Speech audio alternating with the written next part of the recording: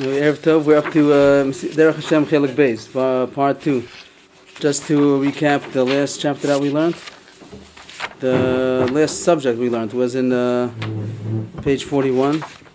And the subject in general was talking about the Kochas and Avdalim, the spiritual roots of everything that exists. And the main subject went into the Sitra Achra, the Koach of Ra. Everything that exists in this world, in the physical world, has a spiritual root, and those are called Kochas Nivdalim. And Hashem, since He wanted there should be situations of good and bad in the world, for whatever reason it might be, for reward and punishment, or for a test, whatever it might be, there has to be bad situations. So Hashem made that these Kochas Nivdalim, these spiritual roots, can have a good matzav and a bad matzav. They can be in a good state or in a bad state. The good state would be that they are able to be illuminated from Hashem's influence, and then they'll do what they're supposed to do. They'll produce whatever physical product is their ishtalshalos, is the development of them.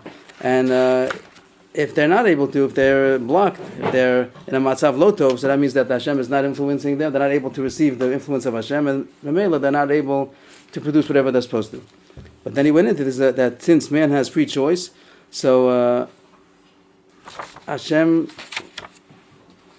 I'm sorry. The next point was that since Hashem wants there should be evil, so He made a possibility of evil, but He didn't want to directly create evil. And he brings the Gemara that says that HaKadosh Baruch Hu is not miyachet shmo al hara, and it's based on the pasuk in Bereshis that says vayikra Elokim la'or yom v'lachoshech kor ha'layla. And the Medrash is medayik that it doesn't say v'lachoshech kor Elokim layla. So Hashem uses only His name when it's in the positive, and the yom, and the or. But when it says Laila, so then Hashem doesn't say His name. Like indirect. And the Medrash brings down many other such examples, instances where Hashem uses His name only when it's in a positive. When it's a negative, Hashem doesn't use His name. Even though Hashem wants it to be, and Hashem is the ultimate cause, but He doesn't want to be the direct cause. And for that, it says that Hashem created, in His infinite ability, He created a root and a source that its purpose is to create evil. Create evil. That's the source of evil. So it doesn't call it the name here, but usually that's referred to the Sitra Achra, Kochos Hara. It does use those terms. He doesn't use those terms over here for some reason. He doesn't say those terms, and he brings the pasuk that says Yotzer Or V'Arei Choshech Oseh Shalom U'Vorei Ra. It doesn't say Osei Ra, it says Borei Ra, and he's medayek from that difference, from the nuance that Hashem doesn't do the evil, He creates the evil. Means He creates a possibility that there should be evil. He creates the source of evil, but the actual evil is carried out by this creation. It's a creation, this koach hara. So now he says to put everything together, the whole puzzle. So he says that the kochos and avdalim, the sources of all physical existence, are in these spiritual roots. But now these spiritual roots are going to be affected by the sitra, by this koach hara. If the koach hara gets stronger, it's able to block, so to speak. I don't know a different word. Intercept, block the kochos and avdalim, and they're not going to be able to produce whatever they're supposed to. And if they don't, if the sitra, if this koach doesn't have koach, doesn't have power, so then the kochos and avdalim are in power, and they're able to do whatever they're supposed to do. What gives the sitra achra koach or not? What gives this koach hara? What gives it koach or not? That depends how much Hashem's helam oro, or how much He's me'ir, how much He's ma'alim oro, how much Hashem illuminates, how much Hashem holds back, conceals His illumination, and that goes back to people's actions. People's actions are going to affect how Hashem is illuminating. If Hashem is illuminating, then the Sitra Achra doesn't have koach. If it doesn't have koach, then the koach and avdalim are able to be activated and do what they're supposed to do. And on the contrary, if the people are doing Averis, so then the Helamoro, and that gives the Sitra Achra koach, and then they're not able to do. That was the Seder that he said, how Hashem organized the Shefa that comes to the world. And in the last paragraph, he spoke about the names of the Shefa that comes from the evil is Tuma, Choshech, Zuama, Chol, and the Shefa that comes from Hashem. It's very interesting to see the 2 points. It doesn't talk about a Koach HaTuma and a Koach of Tara. There's no Koach of Tara. Hashem is the Koach. Hashem is the source. It doesn't talk about a Koach of good. Hashem is the Koach of good. But in order for bad, Hashem had made a certain Koach that is the source of that evil. So it talks about the Shefa of Tuma. The Shefa of the Sitra Achra, of this Koach, is called Tuma, Choshech, Zuama, Chol. And the Shefa of Hashem, V'lanishpa me'ha'oras panav yisbarach, is called Kedusha, Tara, or Bracha. And this system that Hashem made, it says on that revolves the whole system of how Hashem directs the world. And that has something to do with the Chachma of Kabbalah. Kabbalah, what's the difference between Nigla and Nistar? The limud of Kabbalah is about how Hashem directs the world. The Nigla, the revealed Torah, is what we're supposed to do. The laws that we're supposed to do. How do we build a sukkah? How do we do the Netilas Yadayim? What are we supposed to do? And the Nistar, the secret Torah, the secrets of Torah are things about Hashem. Not about Hashem's essence, which is not able to be known by any creation. Even the biggest Malach is not able to understand Hashem's essence. We just talk about Hashem's Ratzon, how Hashem interacts, how He made the creations and how He acts with them. That's the Ratzon of Hashem. So that whole system is called the Chachma of Kabbalah. That's what we learn. That's what's taught in the system of Kabbalah, how Hashem directs the world. And he says that the whole system is based on this. The system that he just, the general framework is what he just said now about the Kochas and Avdalim, Malachim, this Sitra Achra. This whole system is the basis of that system. And he also points out the Malachim over here. The last paragraph he says is that there are Pekidim, Misuga Malachi, that carry out Hashem's decree for any change that is supposed to be or to maintain anything is done through the Malachim. That was just to recap the last chapter of part 1. And now we're on to part 2. So that's the sum of the first part. He calls it Yisod HaMatzius, which would be the fundamentals of existence, everything that exists.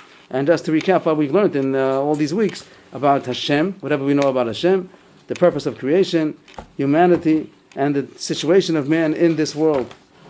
Over there talks about the Chomrius and how a man is able to change, to transform the materialism into a connection to Hashem. And the last thing, Perek Hey, he spoke about the different parts of creation, which are the physical and the spiritual, and he divided the spiritual into Kochas and Avdalim, Malachim, Neshamos, and that's what we just finished talking about now. Chelik Beis, the subject is all about Hashgacha. Hashgacha means Hashem's providence, how Hashem supervises and takes care of everything, how Hashem is maintaining everything. That's the whole part 2. There are 4 parts to the Sefer. We just finished part 1, now we're starting part 2. In general, to explain what does it mean that Hashem is Mashgiach. The word Mashgiach means to supervise. You talk about a Mashgiach when you talk about a kashrus organization. He's Mashgiach. You have Mashgiach in the yeshiva. That's the Mashgiach on the Talmidim to see what they're doing. And then there's a Mashgiach, the Mashgiach with a capital. The Mashgiach. Hashem is the Mashgiach. Hashem is Mashgiach on the whole world, on the whole universe, all that exists and all of creation for a purpose. That's going to be the subject now. What is Hashem supervising? What is He doing? What is He overlooking? It doesn't just mean that, as we'll see, that Hashem was just looking; He's acting upon it also. But that's included if the mashgiach in the food factory is just going to look and be passive. It's not going to come out a good product. You have to do something. It means that he takes action according to what he sees, and the mashgiach in the yeshiva also. So Hashem, who's a big mashgiach, also he acts upon what he sees and how he takes care of everything. So this is the subject that he's opening now to introduce us into the subject of Hashem's supervision. Yadu Amavora. שכל הנברואים כולם שנברו בין העליון ובין התחתונים הנה נברו לפי שראה בהם החוכמה העליונה צורך ותועלת למשהו תכלס הכללי של הבריאה. It's known and self-explained that all of creations that were created, both the upper and the lower. When he says upper and lower, he means the spiritual and the physical. Sometimes you might talk about the physical alone. You can say the upper and lower, as he said earlier, Shmei, heavenly bodies and earthly bodies, but that's not what he means over here. Here he means the spiritual and the physical. The upper body, Elyonim, the upper beings, is referring to spiritual, like we said before, the Kochas and Avdalim, the Malachim, and also Tachtonim, and also the physical beings, the lowly beings. They all were created because Hashem, in the supreme wisdom, saw a need and a purpose, a benefit, what is for the ultimate purpose of creation. It means, as we learned earlier in the beginning of the Sefer, there's a purpose in creation, Tachlis Abriya and Perek Beis. There's a purpose of creation, and that purpose, as we saw after a long essay, the purpose is man, in order to give man the opportunity to connect to Hashem, which is the ultimate good that Hashem could have given to any creation. He made the creation for the purpose of giving him the ultimate good, which is connecting to Him, and that creation is man. And everything else that exists is only a background and a platform for that to happen. Everything else is not the purpose. Only man is the purpose. Man's connection to God, that's the purpose. And everything else is necessary for that to happen. So anything that exists is because Hashem saw in His wisdom a need and a purpose and a benefit for the ultimate purpose of creation. No, self-understood. And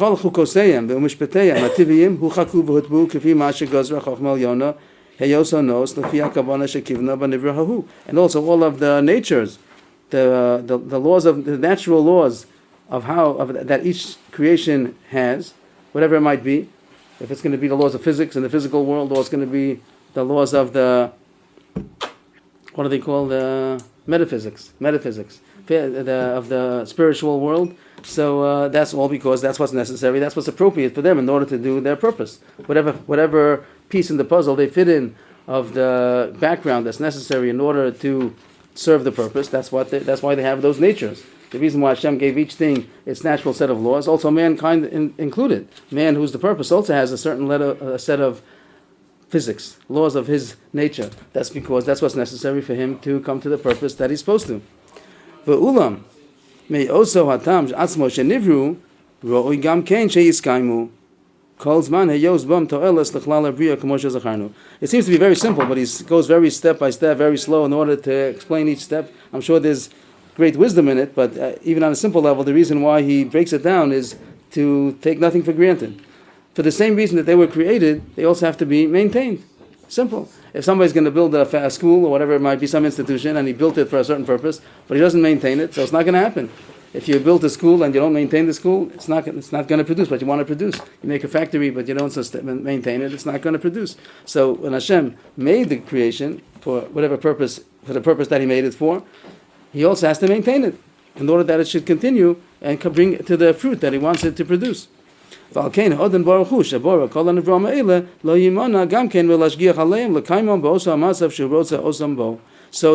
the Master, blessed be He, Hashem, that created all of these creations, surely is not going to hold back from also supervising on them in order to maintain them in the state that He needs them for whatever purpose they were made.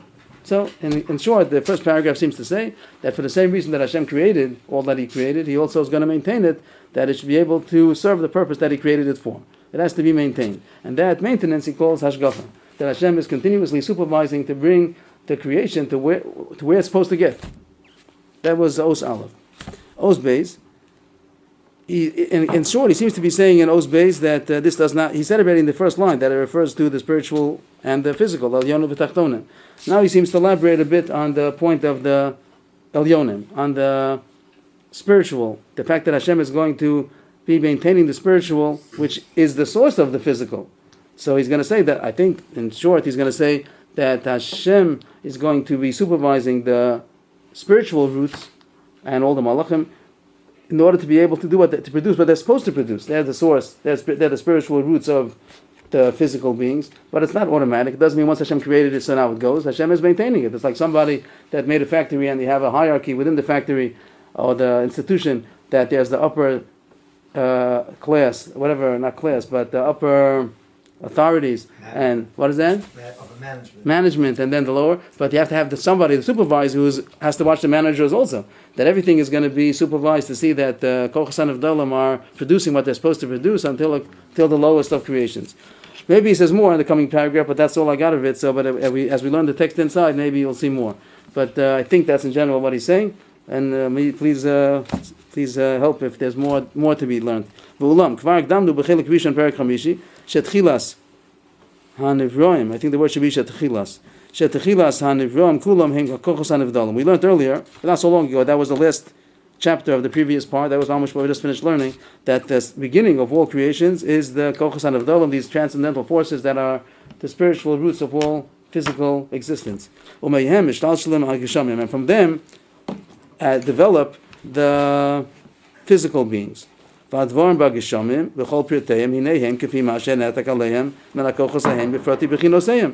whatever we find in the physical world, in all of their details, is what was transmitted from those spiritual sources, in all of their details. And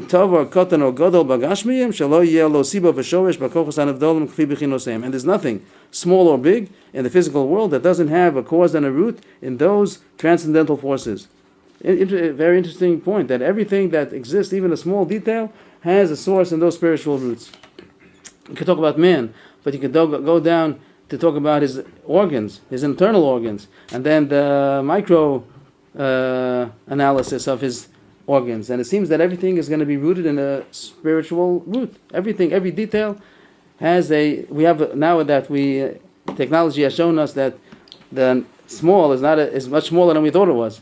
We used to think that we knew the details. Now we open up worlds of micro that we didn't know once upon a time. So it seems that all the details are rooted in his spiritual roots. So now he's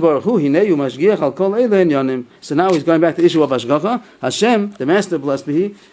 It's interesting how he uses different terms for Hashem sometimes, but here in this chapter he's using the word Adon Baruch Hu, the master. I'm sure there's a reason why he changes the name of Hashem. The master, blessed be He supervises all of these issues, according to what He created them, the Hainu. What does it mean, all these issues? And first, He is supervising over those forces, those spiritual forces, and the whole process of their development, how they're developing the lower beings, according to what they truly are. So I don't know, the emes means something according to their true inherent essence, whatever that is. He's probably hinting to something. He's also supervises over the appointed ones, which he's referring to the malachim. He said many times that besides the kochas and avdalim, you also have malachim, the angels that are in charge of carrying out whatever assignment they're given. Also those pekidim, those officials that were appointed on all of creation. Also, he's mashgiach on them, that he maintains them and also their assignment in order to give them constantly the koch that they need in order to do whatever they are supposed to. So it seems to say that Hashem is mashgiach. This paragraph is adding or elaborating on the fact that Hashem is mashgiach not only on the result, but also on the whole process that brings to the result. The result, the purpose is going to be the physical beings, which is going to be mankind, and in particular, not all of the physical world, mankind in particular, but everything is rooted in these spiritual roots, and also the malachim are the ones who are in charge of executing whatever is supposed to be taken care of. So Hashem is supervising the whole system, the kochas and avdalim, the shtalshalos, the malachim. Os Gimel, which is the last paragraph in this chapter. V'amnam v'yo she'nishtan ham. Doing the opposite of Machriach. I'm sorry? According to the last end of the last chapter. Some of the things which are Machriach, these things to be producing what they're supposed to. If there's going to be the Sitra Achra. So, no, part of the system is that there should be the Sitra Achra, the Koach Havra, is part of the system. It's not going against Hashem, as religions would say. Because he says here but that's part of the constantly maintain. Yes, but part of the maintenance is to make a koach hara, and they should do what it's supposed to do. The koach hara is part of the system. It's not something that's. For sure, it's part of the so Hashem is supervising over that also, and his job is to block the shefa when there is evil that's done by people, as he's going to say right away, that people have the ability to do evil, and that's going to cause a block in the system through the Sitra Achra. Hashem made the evil. It's very big yisod that religions have gone off because of this mistake, that they saw the koach of evil, and the Gemara talks about this back in the olden times already, that the koach of evil, so how does that fit with God? And it's a big subject, and the Goyim who talk about that Satan is a koach against Hashem, and that's all taken care of. That's not true. Hashem is the one who created the koach of evil for a purpose that he intended, and for the perfection of man, you have to have this koach of evil, and it does its job. And as the Gemara says, Rabbi Yaakov, he said that even the Satan, l'shem shamayim niskavnu, Satan u'pnina l'shem shamayim niskavnu, he's doing his job. The Gemara, the Midrashim also say different mashalim about the job of the Satan. Just to give a mashal, it's not the whole subject. It's just the one aspect of the mashal, that there was a prince, that there was slander against him. People were talking about the prince, that he does unseemly things. So the king wanted to prove his innocence. So he hired a harlot to try to entice him. And the fact that he was able to reject her proved the innocence of the prince. So this harlot, the fact that she was trying to entice him, That was he was doing the shlichus of the king. The fact that this way the son will be able to be proven his innocence and his greatness. So the Yetzer Hara, that he's doing the job to entice people, he's doing his job. And if we wouldn't have a Yetzer Hara, then we wouldn't get all the good that we're supposed to. It's like we said the other time that there's an obstacle course. This world is a perfect world. So people say it's a perfect world. Yes, it's a perfect obstacle course. So when you need an obstacle course, someone's going to come. They said in the army that a very rich woman came and they showed her around. She donated a lot of money to the army here in Eretz Yisrael, and they brought her to the training camps. And she saw the obstacle courses. So she said, "Please, I'll pay for it. Please clear it off, make it straight. Fill up the ditches." And so everyone left because she doesn't know what the purpose is. It's not here a place to have a vacation. It's an obstacle course that's made for training. So it's a perfect obstacle course. They paid a lot of money to build such an obstacle course. So this world is a perfect world. It's a perfect obstacle course because that's the purpose here. It's not a purpose to have a Gan Eden over here. The purpose is to earn it and deserve it and make ourselves make the world. So the world is perfect. And the Yetzer Hara is part of that system. He's part of that. It's a big obstacle. The big obstacle is the Yetzer Hara. So the Sitra Achra is part of the plan.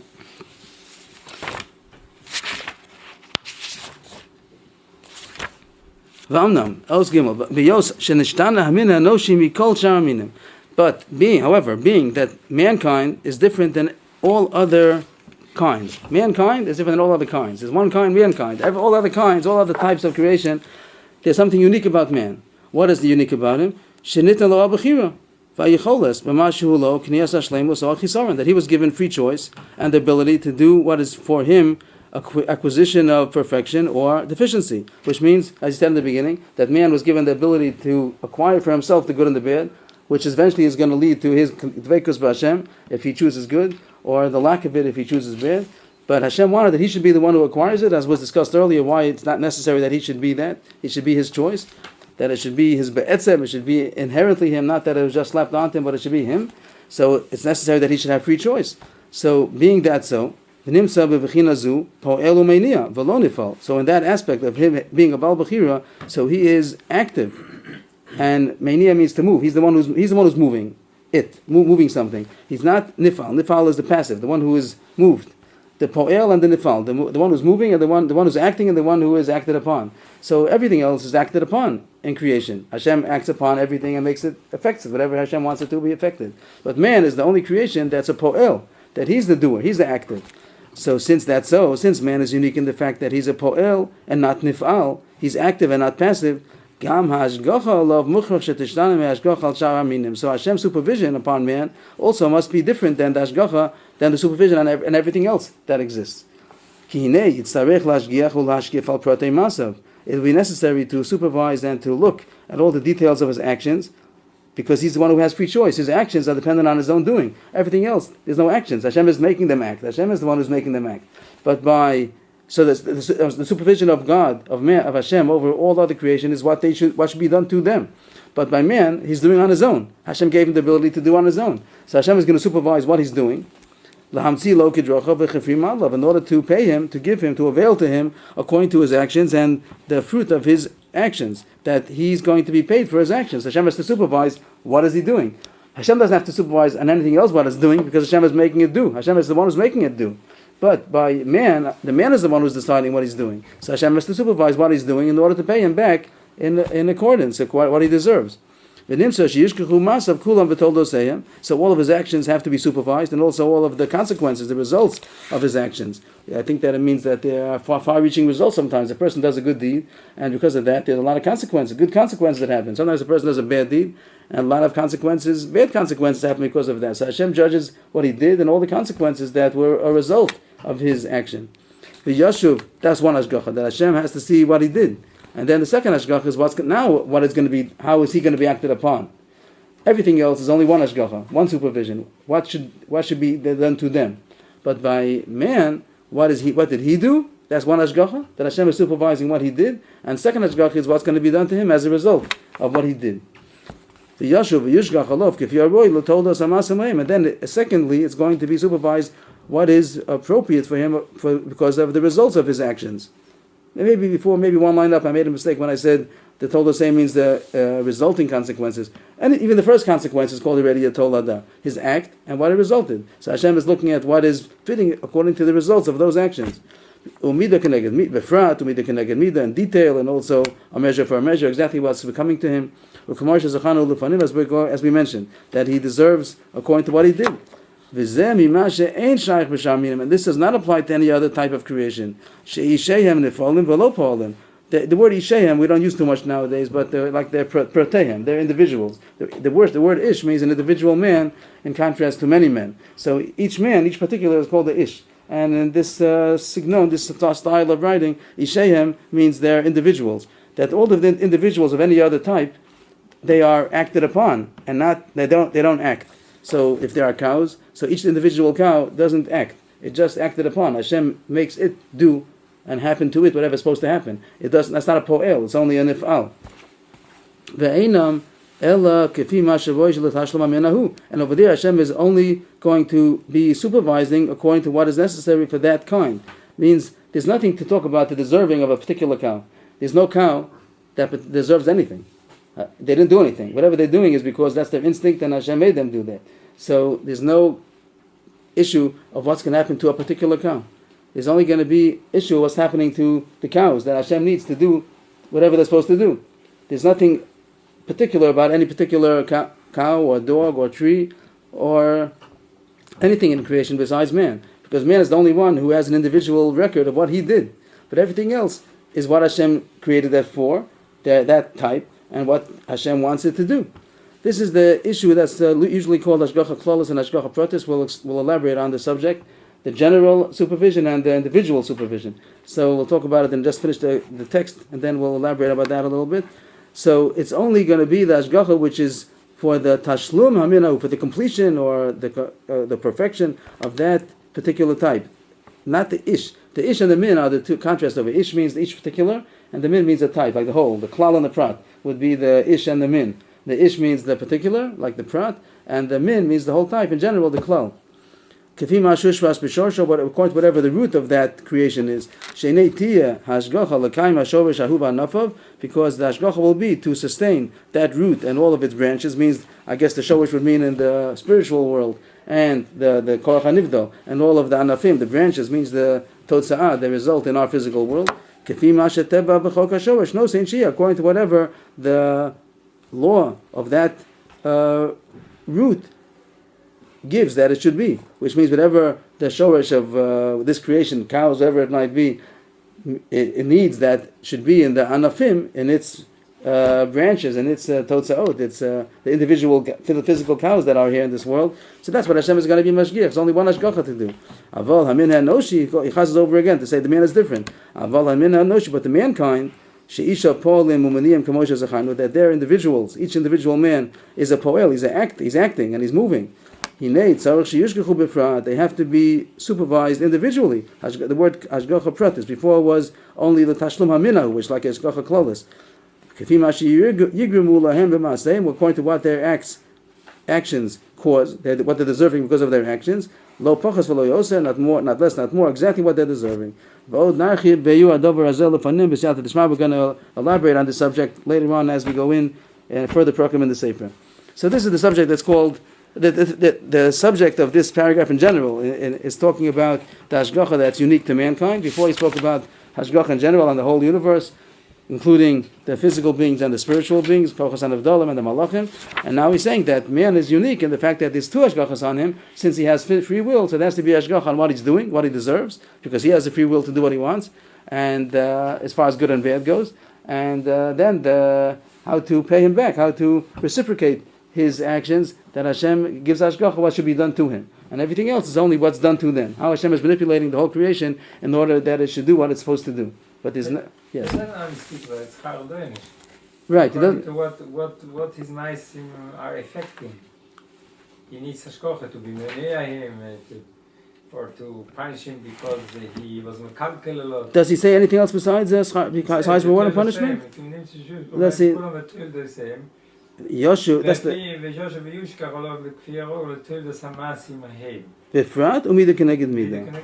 So Mida Keneged Mida seems to say what alone. The things which are the outcomes of his Ma'asim, and also what his Mida Sapshia is, whatever, Mida Keneged Mida.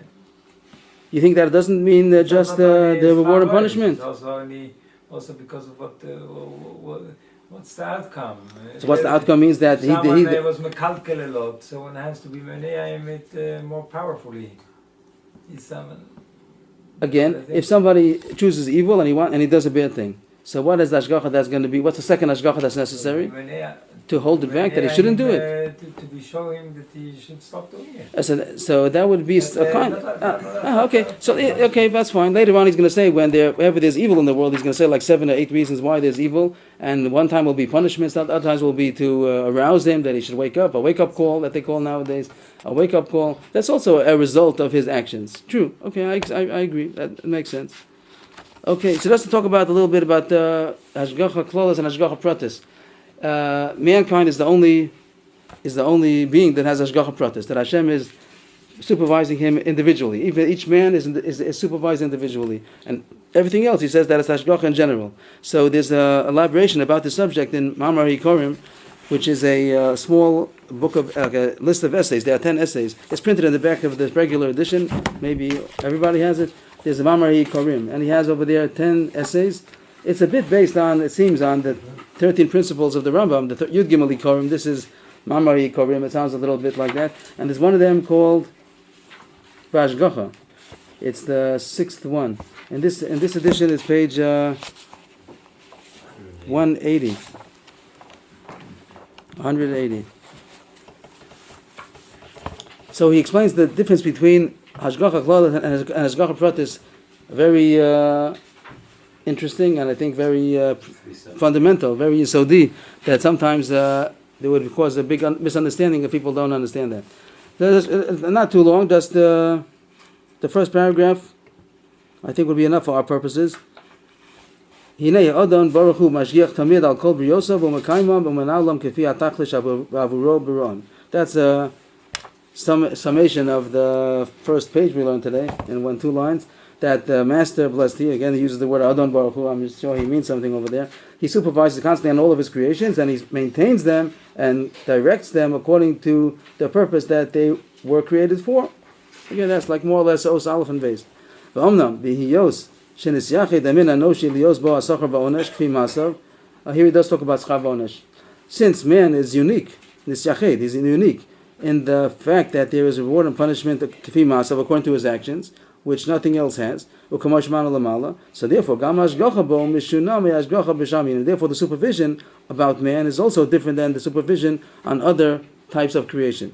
This is because of the following. Because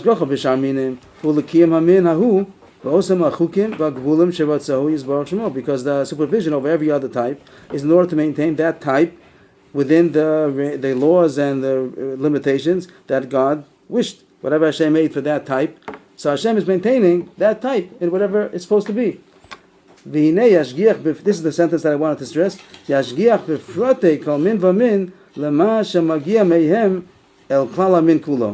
Hashem is going to supervise the details, the particulars of every type, for whatever it affects the type as a whole.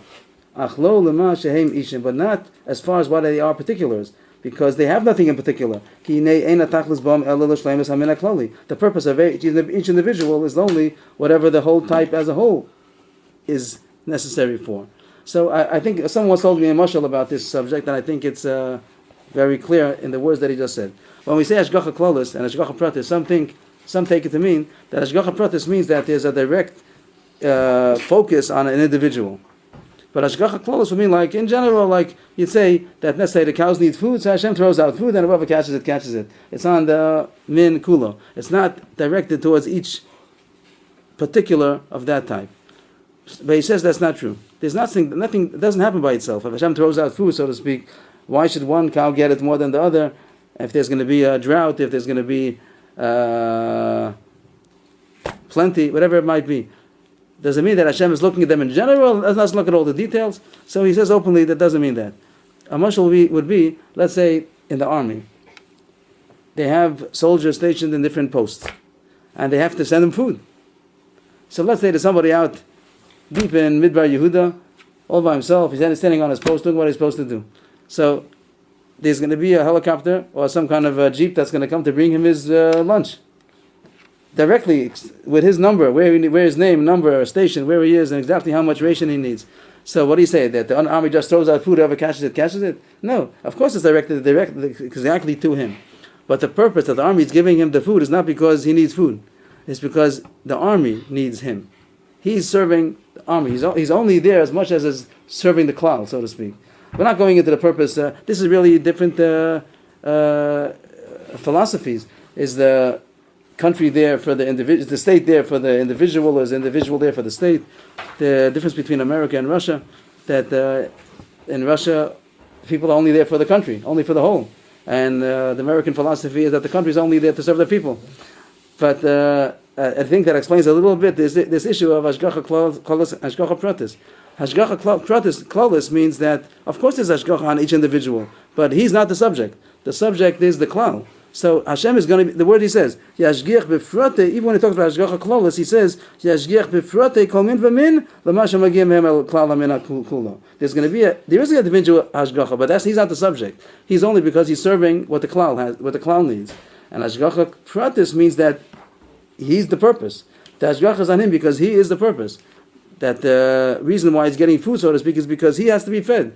Not because he's necessary for the country, for the army, because he is going to be fed. When the mother serves the baby, it's not because Hashgacha Klolis. It's because the baby has to be fed. So Am Yisrael, so mankind, is because they're the purpose. And the Hashgacha and the rest of creation, of course it's individual. It might be a worm. They say there's a song, that's a famous song, as if the whole story happened because the worm had there's a leaf with the worm. I don't know the song exactly, but it's I think people know it.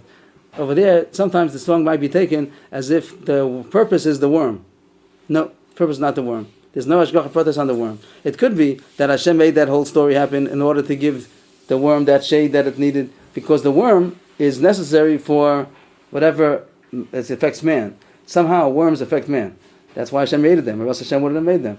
The only reason why there are ants and worms and amoebas is only because it affects man somehow. That's the purpose. That's the beginning of the book. He says that the whole purpose of creation is only for man. Everything else is just reka. It's just background that's necessary for man's purpose. So what do we have worms for? So if we're smart enough, we'll know. If we're not smart enough, we won't know. But David HaMelech says that he knew everything except for spiders and shotim. But if we know it, we know it. If we don't know, we don't know it. But the purpose of all creation is for man. So this worm that's necessary somehow is going to affect mankind and somehow. So Hashem takes care of that worm in particular, but it's not called Hashgacha Pratis because it's not the purpose. It's just what's necessary for the klal. I think that's very clear in what he says. Amnam amina enoshi kol ish v'ish mimenu milvad masha magia mimenu el klolos amin hinei yishgach v'yichud al mashu b'fnei atzmo. Mankind, each particular man, besides what he says that there's also Hashgacha Klolos over there, but besides what comes to him because of the klal, he's also supervised individually for himself. The Yidnu Masav Kulam B'Yichud, then all of his actions are going to be judged independently. The Gazru Alav Gezeres B'Yichud, and he's going to have decrees upon him alone. Kifi Protas Inyano, according to the individual issue of that man alone. And then he goes on after. What is that? B'Yichud. I think individually, or maybe a better word would be B'Yichud. Specifically, that's a better word. Thank you. The next paragraph we've seen already that the issue of, we started in the earlier program where I spoke about Bechira, that Bechira of man only is on good and bad. Everything else, he's also a puppet. Hashem moves him around, manipulates him when it's the issue of not good and bad. So that's not our subject now. We saw that already. But it might be a bit clearer the way he says it over here. Maybe just one more paragraph if it's okay. V'tzorich sheteda she'amnam pulos adam techalakna l'shnei minim. You should know that the actions of man are divided into two types. Ha'echad hu mashu lo schus ha'chova. Ta'inu she'asa ba mitzvah avera. One type of act that man does is what's considered a merit or a what's the word for chova? A merit or a liability. The hainu sheyasa ba mitzvah avera, the act that is either a commandment, a mitzvah, positive, or an avera, a transgression. V'asheni ma she'enu lo zeh v'lo zeh. There's another type of actions which is not a mitzvah nor an avera. Ki ein ba inyan lo mitzvah v'lo avera. It's not neither a good act or a bad act.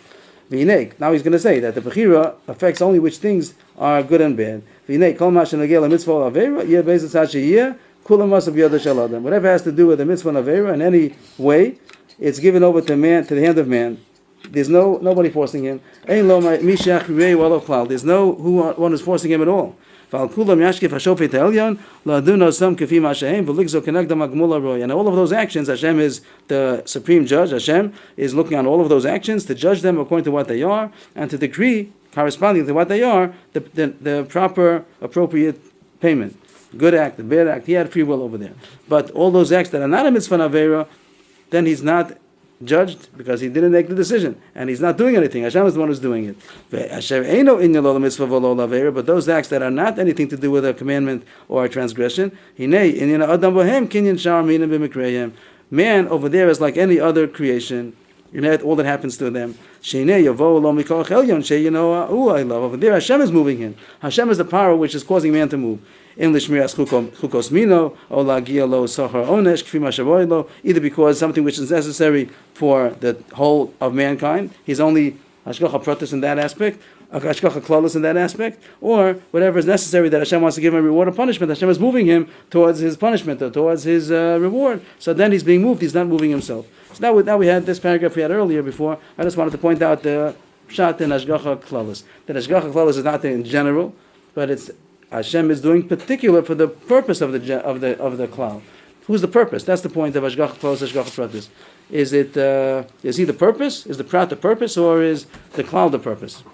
So that's our first session about hashgacha. And the davening, what the davening would then be that he speaks about later?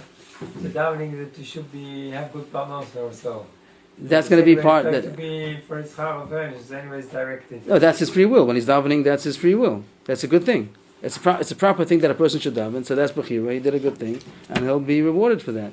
Why is that different than every other mitzvah? It's a positive thing. That's good or bad. Then he has choice to do that. So that's included in the bechira. So this was an opening session about hashgacha, and he says that everything, the purpose of hashgacha is to maintain everything. Besides being created, it also has to be maintained, both the physical and the spiritual roots that are on top of it, and the shtalshel is how it is produced. And then man is unique in the hashgacha. There's a twofold hashgacha. One is what he did. Hashem supervises what he did in order to know what to give him, and then to give him, to manipulate him, and whatever is supposed to be done to him. And the rest of the program now are going to talk about details about this general subject called hashgacha. Yashikah. So these things were nixed on him this way or that way because of schar or einish, or because shmiras chukas minoi. So now he can change it with his davening. Because that's also like doing a meritorious thing. Same way if he does mitzvahs, he deserves more. So the davening also is something that he's doing. That itself is the reason why now Hashem, that's also me to connect with me now. That Hashem, he turned to Hashem, so now Hashem will reciprocate. This is causing schar. I think so. I think so. Yashikah.